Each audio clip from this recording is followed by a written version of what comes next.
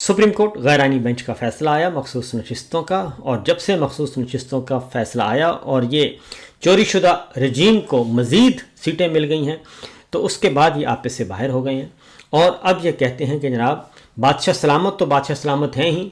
मरियम साहिबा कहती हैं कि मैं भी बादशाह सलामत हूँ, मैं भी मलका पुखराज हूँ, मलका रानी हूँ और मेरे ख़िलाफ़ भी कोई बात नहीं होनी चाहिए। और एक तवील अरसे के बाद वो कल पंजाब असम्बली में आई और पाकिस्तान तहरीक इंसाफ ने उनका भरपूर तरीके से इस्तकबाल किया और कुछ नारे लगाए, चोरनी के नारे लगाए। अब उन्होंने नाम किसी का नहीं लिया लेकिन चोरनी चोरनी का कहा।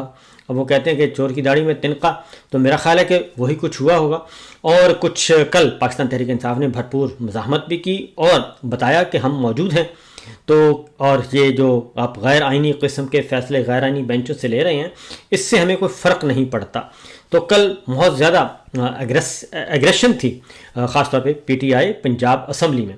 तो ज़रा वो मंज़र देखते हैं, उसके बाद फिर आपको बताते हैं कि क्या सिचुएशन थी। ये ज़रा मंज़र देखिए और नारे देखिए।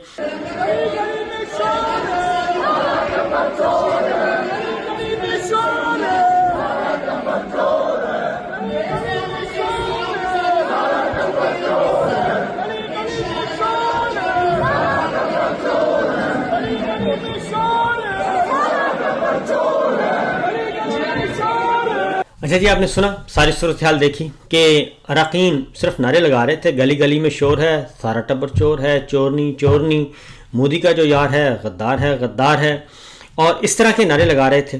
और 10 खरब खा गई, चोरों दी नानी आ गई, इस तरह के नारे लगा रहे थे और नाम किसी का नहीं ले रहे थे। लेकिन इसके बावजूद उन्होंने समझा कि शायद ये हमें ही कह रहे हैं। और फिर उसके बाद स्पीकर पंजाब असम्बली वो भी फॉर्म 47 के हैं और उन्होंने अहमद खान साहब ने 26 अरकान को मुअत्तल कर दिया और उनके नाअहली के रेफरेंस भी भेज दिए। और आगे चीफ़ इलेक्शन कमिश्नर बैठे हैं जनाब।